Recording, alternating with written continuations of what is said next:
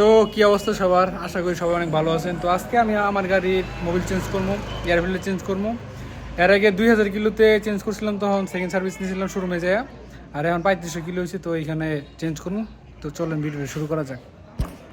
তো মিস্ত্রি আমার আগেই ভিডিও করার আগেই এয়ার ফিল্টারটা খুলে ফেলে এবং লাগাই ফেলে, যার ফলে এয়ার ফিল্টারে ঢোকানোর সময় আমি এটা ভিডিও করতে পারি না।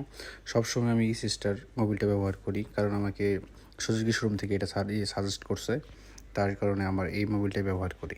আমি মোট 3বার এই মোবিলটা বললাম এইটা নিয়ে। মোবিল ফিল্টারটা দেখা যায় যে মার্কেট থেকে নিলে দাম একটু কম পাওয়া যায়, কিন্তু ডুপ্লিকেট থাকতে পারে। সো দ্যাটস ওয়াই আমি এটা শোরুম থেকে নিই, মোবিলটা আমি শোরুম থেকে নিই। আমার একটা ফ্রেন্ড বলছে যে ই সিস্টার থেকে নাকি মতুল ভালো। সো দামও 1500-1550 মতো চলে, নাকি 2500-3000 কিলোর মতো চালানো যায়। আমি এটা কিনি 670 টাকা দিয়া এবং চালাই 1500 কিলোর আশেপাশে।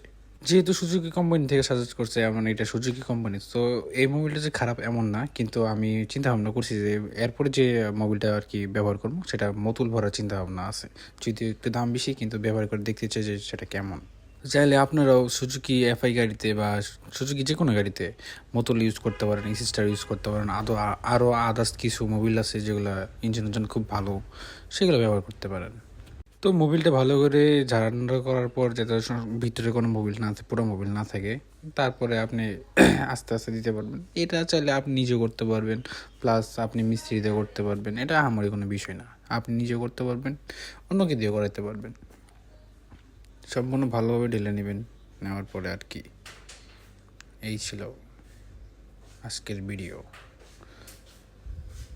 তো আপনারা অবশ্যই কমেন্ট বক্সে বলবেন যে মতুল ভালো নাকি সিস্টার ভালো, এটা অবশ্যই কমেন্টে বলে যাবেন, যেটা আমার জন্য উপকার হবে অনেক। ঠিক আছে।